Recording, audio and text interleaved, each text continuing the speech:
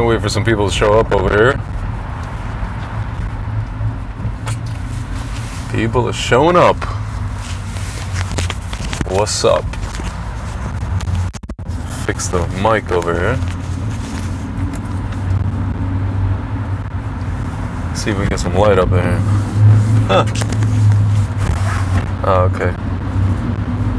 Is it better or is it worse? This is better. Actually.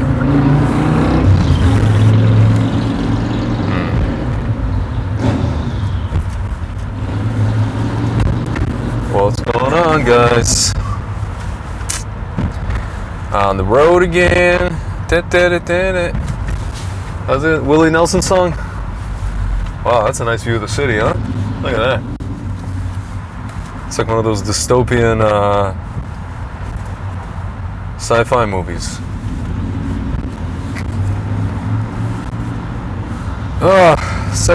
What is it, my second day back and I'm already behind the wheel. Welcome back to America. You will be driving instead of walking. Drive, don't walk. So, this is a topic I've wanted to speak to you guys about for a while. And it's interesting. It's something that really not a lot of people know about it. I think the only people that do know about it are the ones that actually grew up in the Soviet Union, and even then people don't really know about it, or denied it, or don't think it's an important part of history of that country, of that regime. And I think that it really relates to what's going on today. You guys might be saying, well, Tzvi, you keep talking about all these things that in the Soviet Union, that happened in the Soviet Union, that are, today are just like, what's happening in America today and the Western world is just like what happened in the Soviet Union. You keep talking about this stuff, and now you're telling us that there's something that we've never heard of that's happening, sort of happening, in a different way today in America, especially in America. My friend says, hello from the fifth dimension. Yes. Huh. Pretty soon we'll be in the fifth element. The rate we're going. Did you ever see the movie with, Bruce Willis, Jamie Foxx, Mila Jovovich, who's actually half Ukrainian. She's not Jewish, but I think one of her parents is, I think her father is Croatian, her mother's Ukrainian. And, man, there's a Harley in front of me. I don't know if he's a Harley or some loud bike. It's just like really bothering me. It's like really killing me right now. But anyway, we're in America. Oh my goodness, this guy is super loud. And especially the sound it's like carrying. Anyway. So, shut up. Oh my goodness, I'm back to driving New York. You guys will see how I drive here. How I react to things. But anyway. So, yeah. So there's this thing that happened. It was a very, kind of scandalous thing at the time that it happened. Granted, I wasn't alive for that. But this is what I'm told. Oops. Why is the parking brake on? That's interesting. It says the parking brake is on. I don't quite know why. Anyway. Interesting. I'm gonna have to figure this out.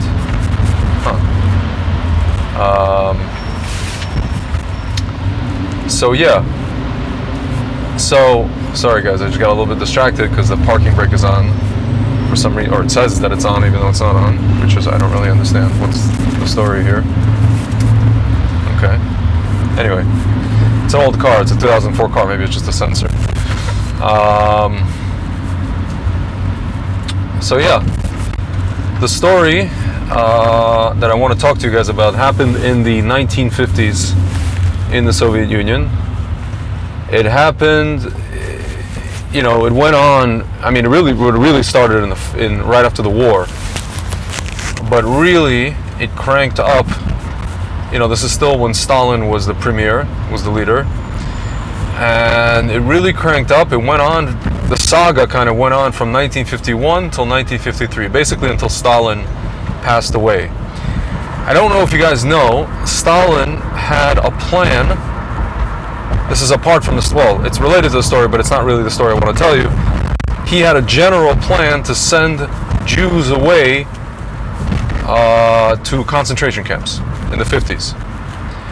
He basically had a plan to do what Hitler did and something even bigger than that. Like the only reason he didn't get to do it is because he croaked. He died in 1953 in March, I think shortly after Purim, around Purim time. That's why a lot of people, Soviet Jews, there's kind of a double celebration for them.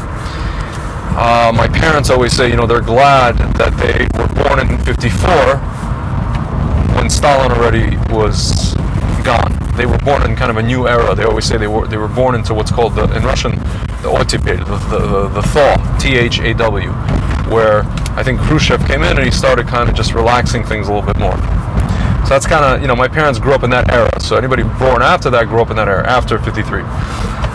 But before he croaked, 2 years before he croaked, Stalin, and I'm not going to get into all the kind of intricate details of this thing, of this saga, Stalin and his regime, what they did was they orchestrated something that they call the doctor's plot. What was the doctor's plot? The doctor's plot was basically a canard that was fomented, I guess a conspiracy theory really, that was fomented against all Jewish doctors, all prominent Jewish doctors, and by extension all Jewish doctors in the Soviet Union, to basically imply that they wanted to, or they were engaging in malpractice against members of the regime. Not only members of the regime, but also people who were just citizens, Soviet citizens. And this saga went on for 2 years, from 1951 to 1953. I'm not going to get into the details, guys, but basically that was the story. And an extension of that story was Stalin basically riling people up into just Jew hatred, anti-Semitism. Why am I telling you this, guys? Guys, I mentioned this yesterday. I think today, with what's going on with the you-know-what, we have our own, at least America does, and a few other countries actually, pretty much the Western world, has its own version of what you can call the doctor's plot. But it's not necessarily, it's interesting because it's not necessarily an accusation against, Jewish doctors that they're doing malpractice. It's more like there are two sets of doctors who are practicing medicine.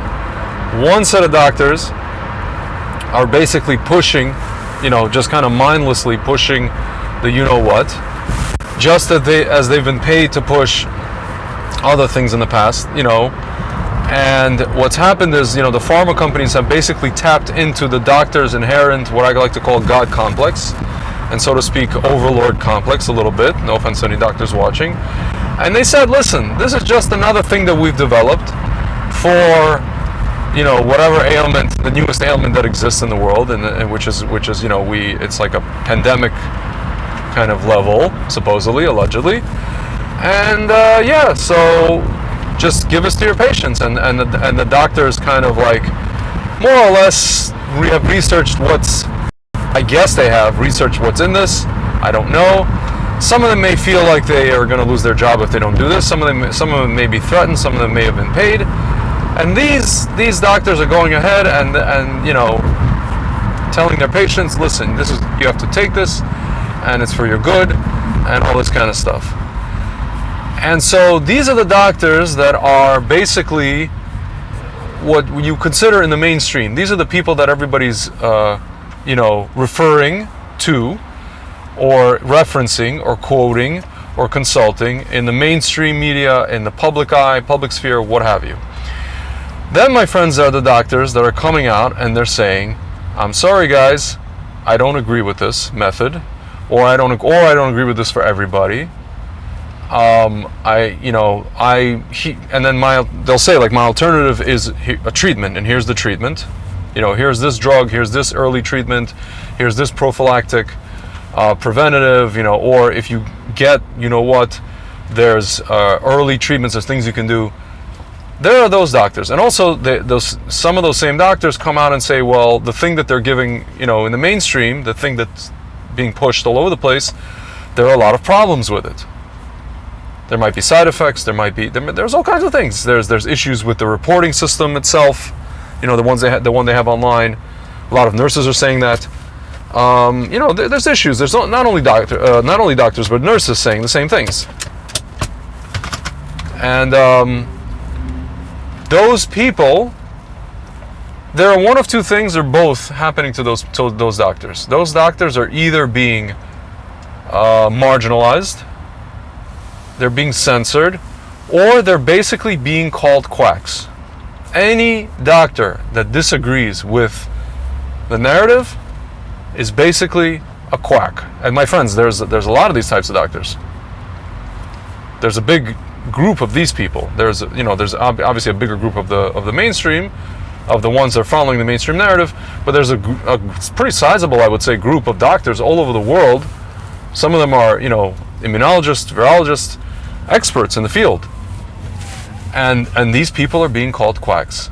There's one doctor I can think of in particular, I'm not going to say his name, who has actually who's treated about, maybe it's almost even 8,000 patients. Not only he's treated patients, he receives phone calls of, horror stories about the what side effects for perfectly healthy young people. And I've heard numerous people, friends even, who have labeled a guy a quack, not knowing anything about him. So my friends, I look around and I feel like we for sure are living in something like akin to the Soviet Union, or something that is, certain people would like it to become that. And we are now in the new doctor's plot. The only difference is, my friends, the doctor's plot is being perpetrated not only by leaders, but it's being perpetrated by doctors in concert with, in coordination with, pharma companies, officials, on one group of doctors, one group of people, against specific group of doctors who are saying, I'm sorry guys, we have to have robust debate about this. We have to have, this isn't science. They're calling these doctors anti-science. These doctors are saying, no, we're not anti-science. It's pro-science to debate things. In fact, it's, if you demagogue, if you censor, if you ostracize and you cancel, that's actually anti-science. That's anything but science. It's called, my friends, it's called scientism. It's basically a new cult. It's a form of avodah zarah. That's exactly what they're engaging in. That's exactly what they're engaging in, my friends. You see these hashtag, because science, we believe in science, my friends, it's turned into a dogma. It's turned into a dogma. It's turned into essentially a religion, a cult. You could say avodah zarah, what's called idol worship. And anyone who says anything against it, anyone who says, is labeled anti, what, automatically. There's no debate. There's not even a response. There's not a response to the specific, issue being brought forth, the specific topic, the specific grievance. There's literally, what I see people do, there's absolutely not a response. There's just labeling. These people are this, and they shouldn't be listened to. They shouldn't be, they're engaging in misinformation. My friends, like, if you have one group of people that are saying X, Y, and Z, and another group of people that are basically they're not even like debating, they're not even responding. They're just canceling, they're just censoring, they're just eliminating, they're just sweeping under the rug and calling everything that doesn't agree with their thing misinformation. My friends, that is the definition of a cult. That is not science. That is a cult. That is, you could look up the dictionary definition. You could look at psychiatric, people who follow cults. My friends, that is a textbook cult. Textbook. I mean, I don't even know how else to categorize it. So, my friends, that's what we're seeing. We're seeing, this is basically the Soviet Union taken to its most dystopic and twisted form. We have a doctor's plot perpetrated by doctors on other doctors, or by doctors and officials and politicians and the media and big tech on other doctors. This is, my friends, you can see this is coordinated. This is happening in a coordinated way. People mock and people ridicule and people, it's just, I don't know. And I'm looking around and I'm thinking to myself, what could possibly be the cause of this? And it's interesting. It's part and parcel of what's been going on in general, my friends. It's basically it's almost like people have been hypnotized. They've been hypnotized, mesmerized. Again, my friends, I hate to mention this, but we saw this happen in Germany. Where regular citizens were basically accusing other people of not being good citizens and not doing things for the greater good of society. Greater good, this nebulous term. And they got to a place where they were willing to turn their fellow citizens in. And they were, when you look back, you can look at every History Channel special, Discovery Channel special on this topic. The people who were doing this, they were as if they were under some sort of hypnosis, my friends. They were under some sort of hypnosis. They became convinced.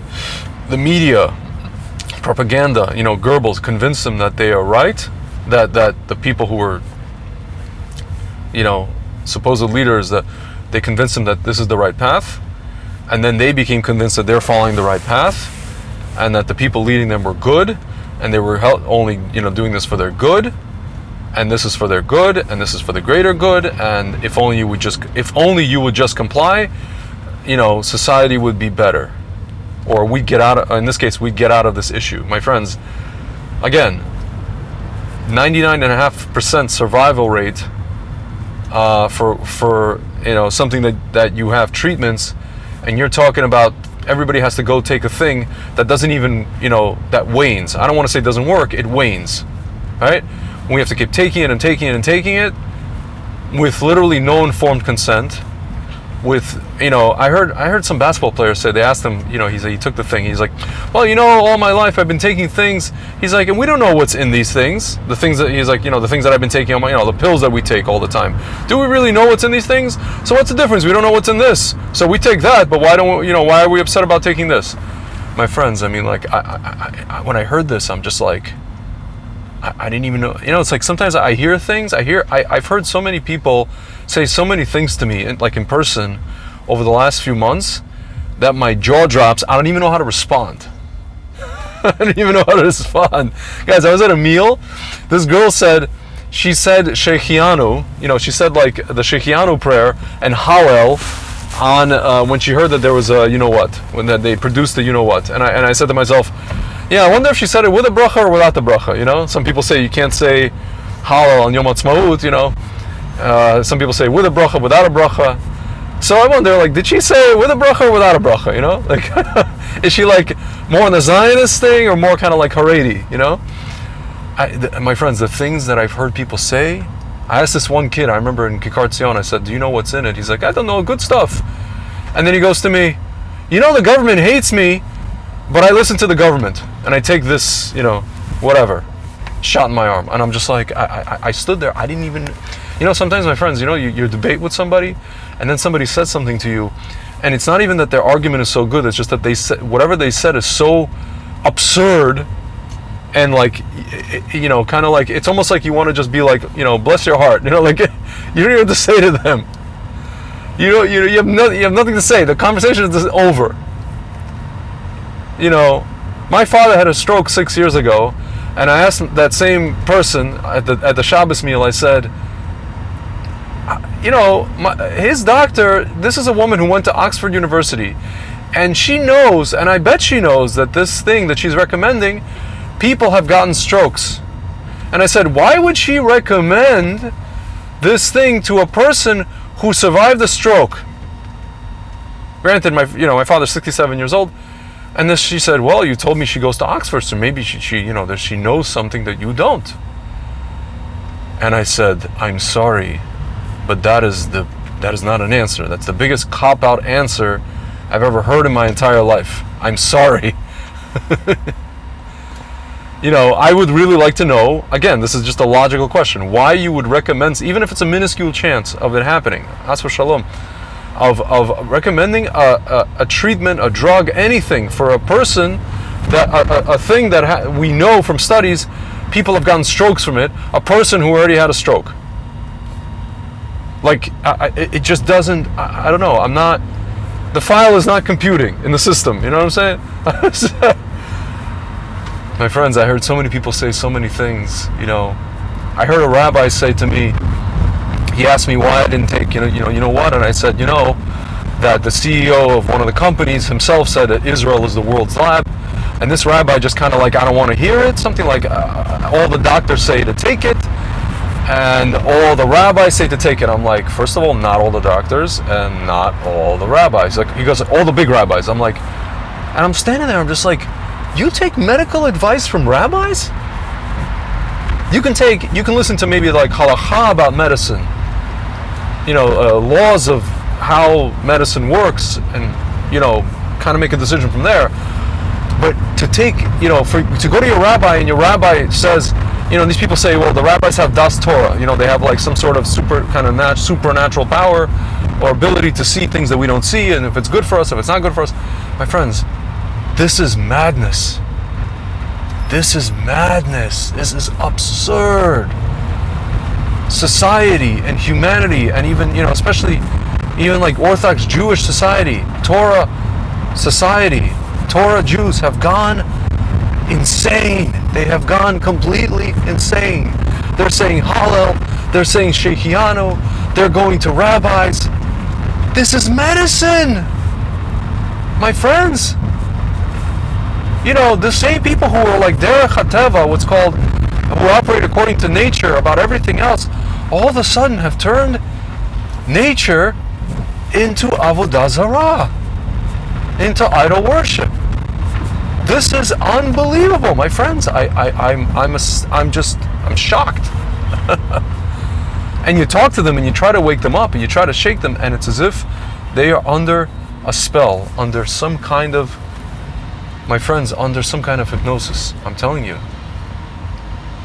it's a hypnosis, and it's crazy. And when you think about it, it's basically a combination of what happened in Germany and a combination of what happened in the Soviet Union, where people are in the trance, and then there's certain doctors who basically were put in, these doctors are put in harem. They're put in excommunication from the rest of the medical community because they don't agree with what's called, what I like to call a modern day, it's essentially a modern day inquisition. Either you're going to comply or essentially die. My friends, if we've gotten to a point in society where they're taking people, and this is factual what I'm saying, they're taking people off of organ transplant lists because people have not taken the you know what? This is, my friends, where we're living? We're living in Sodom. We're living in a society that is basically akin to Sodom and Amorah. This is not normal. This is not ethical or civilized by any stretch of the imagination, my friends. And it's madness. And if you guys remember, we're going to come up on next week's parsha. It's going to talk about Sodom, I believe, if I'm not mistaken. And even in that society, you had these kind of things. You had basically people who were engaging in Avodah Zarah, idol worship. And again, I mentioned this yesterday. It took one man, Avram Avinu, who basically was the first anti-you-know-what, and he stood up against the whole world, against the so to speak, the mainstream media, the mainstream establishment, all of the officials, all of the, so to speak, doctors and witch doctors, and at that time, and whomever else, even his father, who was like a billionaire, I guess you could say the George Soros of his time. Okay, he stood up against all of that, my friends, and he ended up creating not creating, but just kind of like, his ideology basically became what we know today, not only as the Western world, but also he sent gifts to the East. If you look at Buddhism and Hinduism, that is also from him as well. You can argue on what's what, but my friends, essentially, this anti-person stood against the entire world, and this is the world, so to speak. As long as we follow Abraham's creed, we will have, the world as kind of, we understand, the logical world, let's put it that way, a more normal world. My friends, but we can see that society has strayed from what Avram Avinu gave us, and it has strayed and ventured. And it's not just with medicine, it's with all this, trans stuff you're seeing, and all this, talk about the different sexuality, and all the, just history, the way people talk about history. We have ventured into the society that is more akin to Sodom than the society that was initiated by Avram Avinu, my friends. And this is what has led us to this point. Again, it's not just medicine, it's every medicine. What you guys are seeing with this doctor's plot that I just described is a portion, is part and parcel of a greater picture that we're seeing before us, my friends. And in the next video, guys, I'm going to talk about, I've been saying actually that it's stupid to politicize medicine, because I see in America it's been really highly politicized, and it's more like a right-wing versus left-wing thing, and in Israel it's not so much like that. But guys, it actually makes sense, and I'm going to talk about this in the next video, why it makes sense that it has been politicized, because it has to do with what America is, and the idea of what America was and what was supposed to be, and why it's been politicized, even if it happened even organically, right? It was going to be politicized anyway. Anyway, guys, that's the story. That's all I have to say for now. I hope this, if nothing else, this has been educational for you. If you guys want, you should, I recommend, go look up the doctor's plot on Google. They have a whole Wikipedia entry about it. There's different videos on YouTube about it, more in depth, kind of how it started. It actually started in the 40s. The whole, the whole saga originated in the late 40s after the war, but it really culminated in the early 50s, and to the point where there was kind of a fever pitch, and the Jews were going to be sent out to the camps, and it was going to be even worse, something even worse than what Hitler did. That's what Stalin had planned. Anyway, guys, so check that out, and Zat Hashem, I'll talk to you guys very soon.